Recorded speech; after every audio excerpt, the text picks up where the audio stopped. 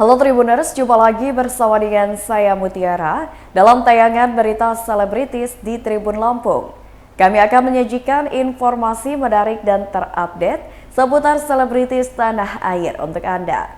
Dan inilah berita selebritis selengkapnya.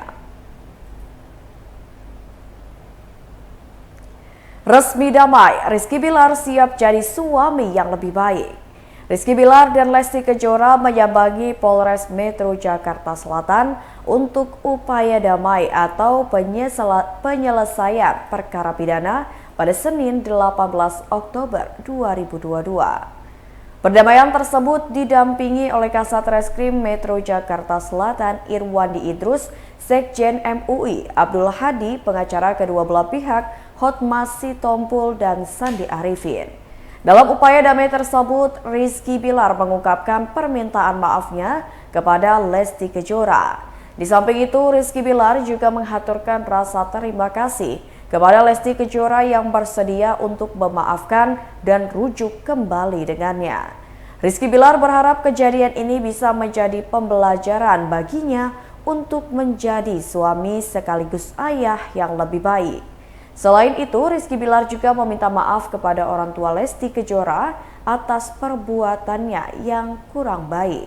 Berikut wawancara dengan kedua belah pihak, yakni Rizky Bilar dan Lesti Kejora.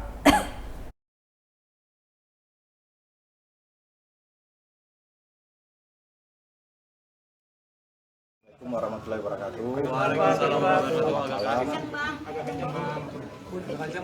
Pada malam hari ini saya selaku Kasat Reskrim akan mengupdate perkembangan penanganan perkara terkait laporan yang kami terima sejak 28 September penanganan perkara PKDRT yang dilaporkan oleh saudari Listi. Seperti kita ketahui bersama, kemarin kami telah melakukan update perkembangan perkara yang alhamdulillah pada malam hari ini kami selaku penyidik telah selesai melaksanakan rangkaian proses mekanisme restoratif justice yang kami ambil dalam menangani perkara yang dilaporkan oleh saudara Listi. Yang pada marwahnya restoratif justice ialah memberikan rasa keadilan bagi seluruh pihak. Sehingga kami nyatakan pada malam hari ini proses mekanisme restoratif justice telah selesai kami laksanakan. Mungkin seperti itu. Rangkaian-rangkaiannya kemarin kami telah melakukan pendampingan kepada saudari Lesti melalui P2TP2A. Dan pada malam hari ini kami bersama Sekjen MUI selaku tokoh agama yang beliau melihat proses perdamaiannya seperti apa, dan alhamdulillah syarat material formil yang diatur dalam Perpol nomor 8 tahun 2021 terkait restoratif justice sudah kami penuhi, dan alhamdulillah sudah kami nyatakan selesai. Mungkin demikian teman-teman. Mungkin ada pertanyaan. Dan izin, berarti status tersangka dan proses hukumnya udah SP3? Ya, kami nyatakan demikian. Karena diatur dalam Perpol nomor 8 tahun 2021 tentang restoratif justice, memberikan rasa keadilan kepada seluruh yang telah menerima saya kembali, masih mau memberikan saya kesempatan untuk belajar, untuk berbenah, menjadi kepala rumah tangga yang lebih baik lagi. Dan mudah-mudahan ini menjadi pelajaran yang berharga buat saya untuk terus belajar menjadi manusia yang lebih baik lagi, terus belajar untuk menjadi ayah yang baik buat anak saya, suami yang baik buat istri saya. Dan saya juga tidak lupa untuk mengucapkan mohon maaf juga, mohon maaf sebesar-besar kepada pihak keluarga istri, ayah mertua saya, ibu mertua saya, karena saya hampir gagal mengemban amanah yang mereka berikan. Namun saya ingin meyakinkan mereka lagi bahwa insya Allah mereka tidak gagal memilih saya sebagai menantunya, tidak gagal memilih saya untuk memberikan tanggung jawab yang besar untuk menjaga istri saya. Dan terakhir, saya ingin mengucapkan terima kasih juga kepada pihak kepolisian yang sudah bekerja dengan sangat baik, yang telah membantu dalam proses mediasi sehingga tercipta kedamaian di antara kami. Itu saja mungkin yang dapat saya sampaikan. Mohon maaf, terima kasih. Wassalamualaikum. Dari Dede silakan. Dari Dede diam. Assalamualaikum warahmatullahi wabarakatuh. Waalaikumsalam. Alhamdulillahirrahmanirrahim. Terima kasih untuk saudara-saudara kita semuanya yang udah hadir pada kesempatan hari ini. Alhamdulillah Allah memberikan kesehatan, umur panjang. Dan terima kasih kembali sekali lagi untuk pihak kepolisian karena sudah memproses perdamaian ini dengan insya Allah cepat. Dan sekali lagi terima kasih untuk Bapak Kapolres dan jajarannya, karena dari mulai saya lapor sampai proses perdamaian ini, prosesnya Masya Allah sangat begitu membantu saya, sehingga insya Allah hari ini proses pendamaiannya juga diproses dengan cepat. Dan insya Allah ini akan menjadi pelajaran yang besar juga untuk kami berdua khususnya. Dan sebelumnya saya mengucapkan mohon maaf juga untuk masyarakat atas musibah yang menimpa kepada keluarga saya. Mohon doanya, mudah-mudahan ini bisa menjadi pelajaran yang besar untuk kita bisa menjadi orang yang lebih baik ke depannya.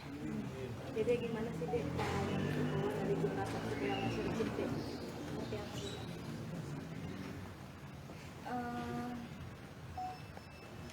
Insya Allah sih mudah-mudahan saya yakin bahwa dari pengalaman ini saya juga belajar dan suami saya juga akan belajar menjadi suami yang lebih baik. Jaminan apa sih yang Bilar berikan agar tidak mengulangi mungkin perbuatannya lagi? Banyak, salah satunya ya saya yakin juga beliau akan menjadi ayah yang baik juga karena beliau punya anak, jadi insya Allah beliau akan memberikan contoh yang baik untuk anak. Dede, apakah rasa trauma daripada omongan ayah seperti apa sih? Lebih memilih Bilar daripada omongan ayah? Dua-duanya dong, dua-duanya sama. Mau bagaimanapun orang tua kan ini udah kesepakatan dari keluarga, kesepakatan dari orang tua, kesepakatan dari saya dan keluarga besar untuk memutuskan perdamaian ini. Dede, apakah ada Mungkin dari hukum ada yang sampaikan. Dede mungkin ada rasa Dede kenapa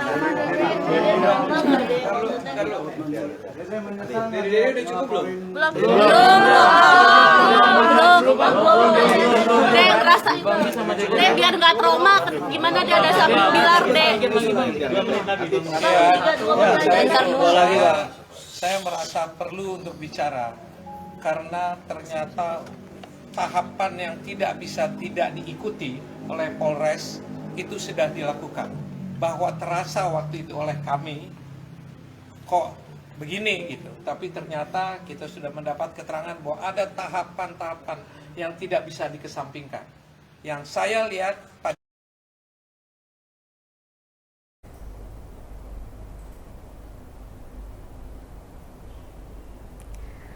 Berita selanjutnya, 5 hari usai melahirkan, Kartika Putri langsung gelar akikah putrinya. Kartika Putri dan suaminya Habib Usman bin Yahya menggelar acara akikah anak keduanya pada hari Selasa 18 Oktober 2022 kemarin. Acara yang diselenggarakan di kediamannya di Cipete, Jakarta Selatan ternyata disiapkan dengan sangat mendadak. Apalagi ketika Kartika Putri baru saja 5 hari melahirkan anak keduanya yang berjenis kelamin perempuan. Namun, menurut sang suami, akikah anak tidak perlu menunggu hingga 7 hari dan seharusnya segera ditunaikan. Walau dipersiapkan hanya 2 hari, Kartika Putri dan Habib Usman yakin acara akikah putrinya tetap membawa berkah. Tak hanya menggelar akikah, Kartika dan Habib Usman juga sekaligus merayakan ulang tahun putrinya Khalisa yang jatuh pada 18 Oktober mendatang. Adapun tujuan Kartika dan Habib menggabungkan perayaan ini adalah supaya kedua putrinya didoakan agar menjadi anak yang salihah. Dengan nada bercanda, Kartika mengungkapkan bahwa dua perayaan yang dijadikan satu ini sekaligus untuk menghemat pengeluaran. Berikut wawancara dengan Kartika Putri dan sang suami. Ini menggelar akikah putri kedua. Jadi alhamdulillahirrahmanirrahim hari ini sengaja. Jadi sebenarnya Khalisa memang ulang tahunnya tanggal 18 Oktober. Terus Bayi kan kemarin lahirnya tanggal 13. Tiba-tiba tadinya nggak ada mau ada acara. Malam Senin dadakan Habib bilang yaudah kita akikah aja langsung bikin syukuran. Aku udah Habib ini baru 5 hari loh lahiran. Terus Habib akhirnya cerita kalau akikah tuh sebaiknya disegerakan gitu. Jadi sebelum 7 hari udah diakikahin. Ini barengin aja. Jadi ini rencana acaranya H-2 baru persiapan segala macam, tapi ya bismillah aja. Kebetulan juga jatuhnya di bulan Rabiul Awal juga. Insya Allah banyak berkahnya. Tujuannya itu tadi sih mau akikah biar Khadijah menjadi anak yang soleha dan juga ulang tahunnya Khalisa dibarengin biar juga sekalian didoain juga, dan bertepatan juga tadi dengan Maulid Nabi juga biar semuanya dapat berkah lagi. Jadi dibarengin semuanya. Sebenarnya irit sih lebih tepatnya biar irit. Nggak, jadi makanya ya udah dibikin 2 acara aja langsung sekaligus. Temanya pink sama pink ini, pink sama ungu. Iya, jadi karena Khalisa lagi suka sama Princess Elsa, nuansanya ya udah pakainya nuansa yang tetap girly tapi masuk semuanya. Habib mau dipingin nggak mau, ya udah akhirnya purple, tapi bukan berarti muda ya Bib. Jadi ya udah. Nah, ini kan muda bukan ungu. Ini ungu muda. Nggak tua. Hah? Nggak tua. Enggak, muda tuh maksudnya dudanya waktu muda. Sekarang udah nggak duda. Masih muda lah. Tua lah. Muda. Alamat tambah. Jangan jadi perkara, Bib. Jadi kayak gitu. Jadi temanya memang Elsa. Kebetulan kan Elsa kan adik kakak gitu. Ya udah di sini aku bikinnya kayak Ana dan juga ada Elsanya. Jadi ya dipadu-padain aja sih sebenarnya biar anaknya juga happy. Kalau Habib temanya ya ikut-ikut aja, ya udah nggak apa-apa gitu. Ini kan Khalisa sama anaknya mungkin jaraknya nggak terlalu jauh. Alhamdulillah Khalisa sampai hari ini nggak punya rasa cemburu sama adiknya, bahkan disayang, diciumin, dipelukin, Ngomong. Jadi adiknya punya apa aja, oh iya. Biasanya kan kalau sama kakak yang lain, wah Ini minta punya Khalisa. Khalisa. Tapi sama ini nggak, Masya Allah. Masya Allahnya juga kita kaget sih, Khalisa dewasa banget. Benar-benar kayak tidur yang biasanya nggak pernah lepas dari ketek aku. Pada saat aku udah mulai nyusuin segala macam, Khalisa justru toleransinya besar banget. Dia yang bisa tidur sendiri, tiba-tiba kita kaget. Tiba-tiba bangun tidur, kita pikir yang biasanya suka nangis, cranky, ini bangun tidur langsung cium aku, cium babynya, cium abahnya. Khalisa ke depan dulu ya ibu, gitu, bye-bye baby, gitu. Jadi dia nggak sama sekali nganggep adiknya itu saingannya, malah dia nganggep itu memang adiknya dia, kayak kakak-kakaknya memperlakukan dia. Makanya alhamdulillahnya karena kakak-kakaknya itu memperlakukan dia sangat baik, sehingga dia gunain itu juga ke adiknya gitu. Jadi alhamdulillahnya memudahkan kita banget ya. Jadi akunya alhamdulillah, cuman ya masalahnya itu aja sih paling kalau ibu menyusui baru lahir ya Bib ya. Ujiannya lebih Jadi masalah yang ujian paling menyusui ya. masalah yang paling besar sekarang ini adalah bengkak, sakit, Iya, terus kemarin drama menyusui lah ya. Kemarin juga apa namanya sempat demam ya, meriang. Iya, meriang apa. Jadi ujiannya sebenarnya ujian normal aja, makanya buat semua ibu-ibu yang menyusui semangat karena memang kalau kata Habib itu apa Habib? Pahala yang besar yang Allah berikan dan nikmatin apa namanya nyusuinnya, sakitnya karena penggugur dosa. Jadi kalau mau gugurin dosa, ayo nyusuin anaknya. Tapi jangan nyusuin yang udah gede juga. Anak yang udah gede maksudnya.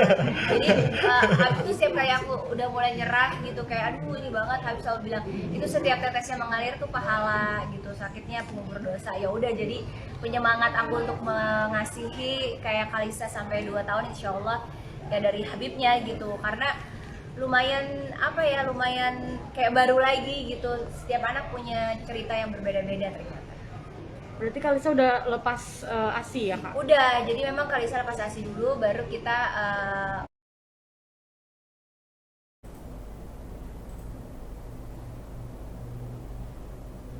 Berita selanjutnya datang dari artis cantik Jessica Mila ingin belajar cara buat kopi. Jessica Mila mengungkapkan bahwa dirinya salah satu orang yang sulit lepas dari kopi, khususnya kopi hitam. Meski sangat suka kopi, tetapi Jessica Mila mengungkapkan bahwa dirinya hampir tidak pernah meracik kopi sendiri. Pasalnya, Jessica Mila lebih sering beraktivitas di luar rumah sehingga lebih sering membeli kopi. Kendati demikian, diakui Jessica Mila bahwa dirinya memiliki keinginan untuk belajar meracik kopi sendiri. Hal tersebut dikarenakan Jessica Mila ingin menambah keahlian diri. Terlebih lagi sejak pandemi, Jessica Mila sudah membiasakan diri untuk membuat makanan serta minuman sendiri. Berikut wawancara dengan Jessica Mila.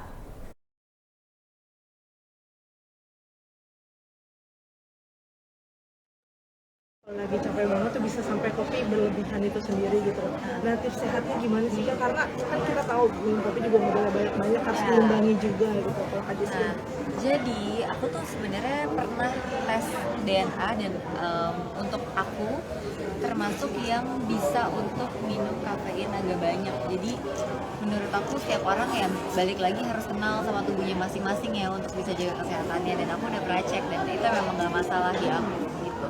Cuman karena memang aku ada asam lambung, jadi triknya itu aja yang tadi aku udah cerita gitu. Kalau misalkan emang dalam keadaan perut kosong, aku nggak bisa banget minum yang pakai susu gitu. Itu aja sih. Kalau misalnya Kak Jessica sendiri tipe Selanjutnya siapa dulu? Halo Kak, aku Nike dari Media Indonesia. Kak, pernah juga nggak sih Kak ngeracik sendiri nih di rumah kopi, misalnya black coffee atau apa gitu Kak? Kalau ngeracik sendiri sebenarnya enggak sih. Jadi aku biasanya kalaupun di rumah bikinnya memang yang kayak kapsul gitu, atau emang yang instan. Jadi aku nggak ngeracik ide campur-campur apa gitu, karena kan biasanya kapsul-kapsul itu juga udah ada variannya ya, rasanya udah macam-macam. Aku soalnya nggak terlalu nggak terlalu sering juga untuk bikin sendiri di rumah. Kayak yang tadi aku bilang, aku lebih sering beli karena biasanya kalau aku minum kopi itu lebih sering di luar rumah daripada di dalam rumah. Kalau di rumah soalnya biasanya gitu sih, pergi pagi sampai rumah udah malam gitu kan. Jadi ya biasanya minum kopi itu sama aktivitas gitu di luar. Tapi ada tertarik mau belajar bikin kopi gitu nih sih Kak? Ada. Jadi tadi ngobrol-ngobrol kan sama Pak Franky, ternyata seru juga nih kayaknya bikin kopi. Dan aku tadi tanya kalau misalnya mau training, biasanya training buat barista gitu berapa lama? Ternyata 5 hari atau kalau nggak salah 5 hari. Kan lumayan ya kayak kalau misalnya ada waktu kosong buat nambah-nambah skill gitu, kayak menarik kayak coba-coba bikin kopi sendiri. Apalagi sekarang kan juga semenjak pandemi sebenarnya aku tuh lebih nyaman kalau bikin di rumah apapun ya, dari makanan gitu, termasuk minuman juga. Jadi kalau misalkan sekarang bisa bikin sendiri di rumah dan rasanya bisa sama enaknya gitu sama yang di cafe gitu, sama yang di Starbucks ya, pasti lebih prefer bikin di rumah dong ya kan. Kalau Jessica kan kopi ada beberapa jenis gitu, arabica, robusta segala macam. Kalau Kak Jessica ini yang lebih yang mana? Lebih yang arabica sih, gitu, karena memang kualitasnya lebih bagus kan.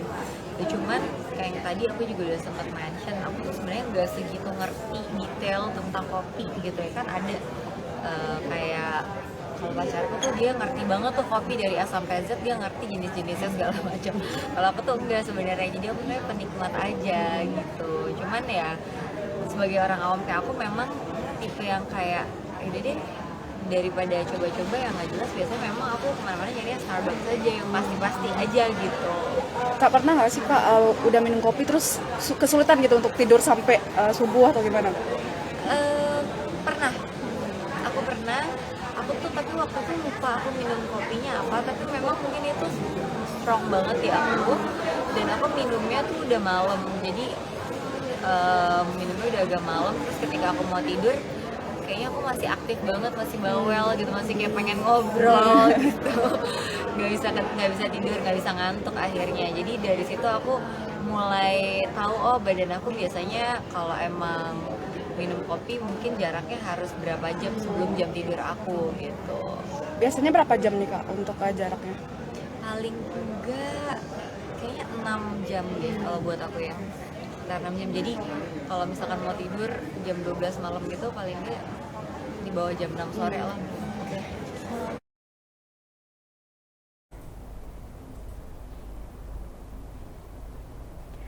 Kabar selanjutnya masih dari artis cantik tanah air Natasha Wilona jadi anak SMA lagi di web series terbaru. Pemain sinetron Natasha Wilona dilibatkan di web series Kaya and the Big Boss. Cerita web series Kaya and the Big Boss diadaptasi dari novel di Wattpad yang berjudul sama tulisan Marcella Tina. Natasha Wilona memainkan peran sebagai Kaya, anak SMA, di web series garapan sutradara Indra Gunawan itu. Kaya dikisahkan sebagai remaja yang energik. Mantan kekasih Verrell Bramasta itu tidak menjelaskan rinci peran Kaya. Syuting web series Kaya and the Big Boss baru akan dimulai Natasha Wilona. Web series Kaya and the Big Boss rencananya akan tayang di platform Maxstream pada Januari 2023 mendatang. Berikut konferensi pers dari web series Kaya and the Big Boss.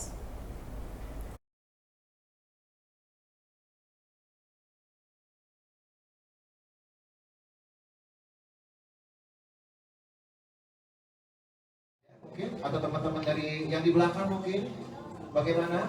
Atau ada mau nanya-nanya? Ya sampai ke nanya nih. Oke, kamu baik silakan boleh diantarkan mungkin delivery. Tidak mungkin bayar. Bertanya ya. Baik. Oke.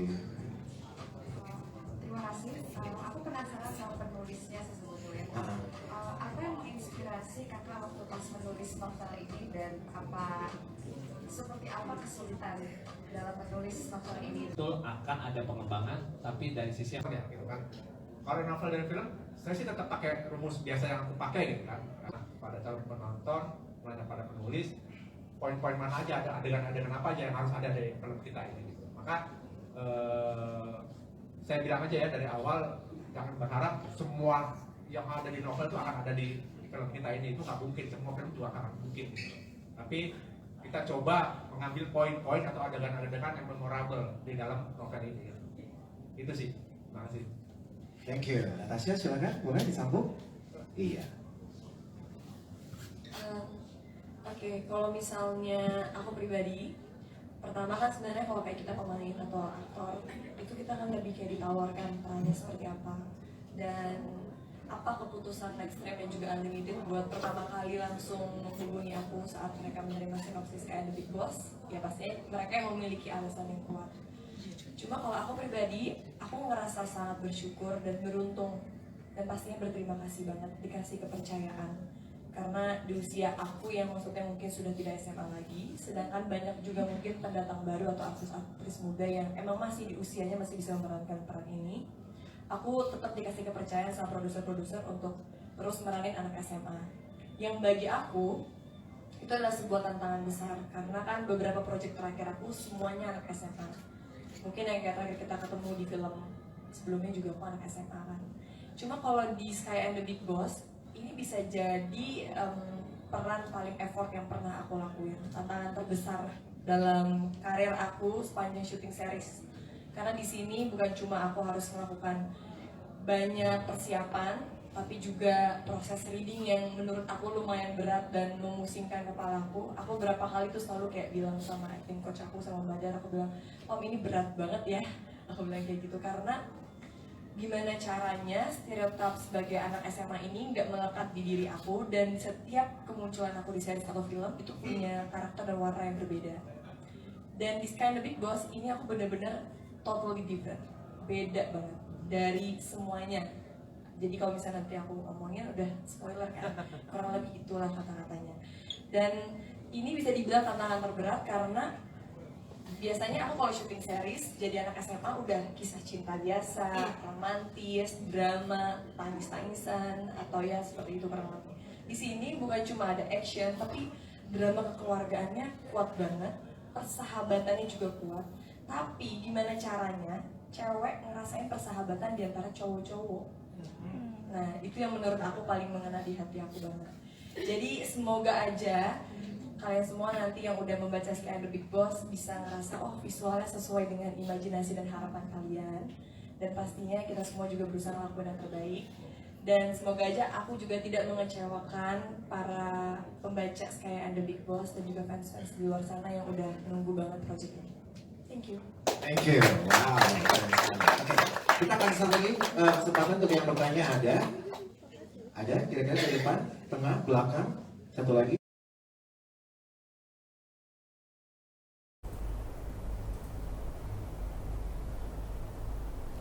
Berita terakhir yaitu peran Liora di sinetron pertama Michelle Joan masih melekat pada dirinya.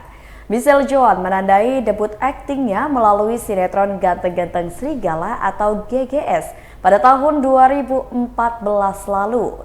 Di sinetron yang melambungkan nama Prilly Latukonsina dan Aliando Syarif itu, Michelle Joan memerankan peran sebagai Liora. Michelle Joan tidak pernah melupakan momen-momen kebersamaannya saat syuting bersama dengan Prilly, Aliando, hingga Jessica Mila, Kevin Julio, Ricky Harun, Ricky Cuaca, serta Dahlia Pola. Perempuan yang kini berusia 29 tahun itu mengaku pernah merasakan letih hingga bosan selama berada di lokasi syuting sinetron GGS. Michelle Joan juga banyak belajar akting dari bintang-bintang sinetron seperti Ricky Harun, Jessica Mila, hingga Kevin Julio. Setiap berada di tempat umum, Michelle Joan tetap dipanggil dengan perannya sebagai Liora. Berikut wawancara dengan Michelle Joan.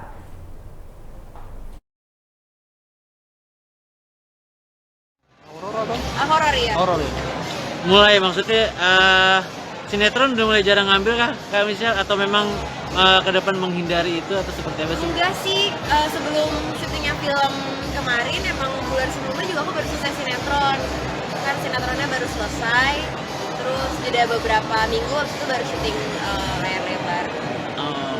Jadi emang kebetulan tergantung project yang lagi datang aja sih, nggak milih-milih juga. Oh. Kenapa ngambil horor? Iya. Kenapa ngambil horor? Karena ceritanya menarik kan, pasti kan kalau misalkan mau ambil satu project kan kita baca dulu, terus ngobrol-ngobrol juga sama saudaranya, sama produsernya, terus konsep dan ceritanya menurut aku menarik banget sih, jadi aku suka, makanya aku berani ambil karena aku merasa jadi peran aku di sini tuh lumayan menantang, jadi aku merasa tertantang banget untuk ngambil project itu. Boleh dibocorin nggak sih? Belum boleh ya? Belum, baru aja selesai syutingnya nanti ya. Ini horor pertama berarti ya? Film horor pertama? Iya, dulu pernah syuting horor juga bertahun-tahun yang lalu, padahal itu cuma cameo aja, cuma bantu gitu kan. Kalau yang ini sama kalinya bener-bener full syuting horor. Tapi kamu tipe penakut atau? Enggak sih, untungnya nggak penakut ya. Tapi percaya nggak soal hantu gitu, percaya nggak? Percaya, tapi aku percaya juga kalau kita nggak peduliin, kalau kita ya maksudnya dunianya juga beda ya, nggak akan nanggung juga gitu kan, juga punya Tuhan gitu kan, percayanya sama Tuhan, si Tuhan jaga, Tuhan selalu lindungin. Tapi pernah mengalami ada hal-hal yang horor gitu? Horor, puji Tuhan enggak sih, jangan sampai. Tapi termasuk orang yang sensitif nggak sih Kak? Enggak sih, enggak. Aku sensitif kalau disakitin. Waduh. Dalam tahun ini baru.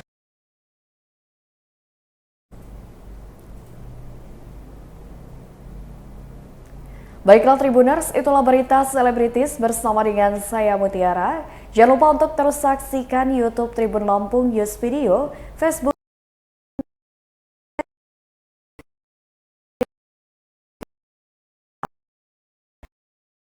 Dan sampai jumpa.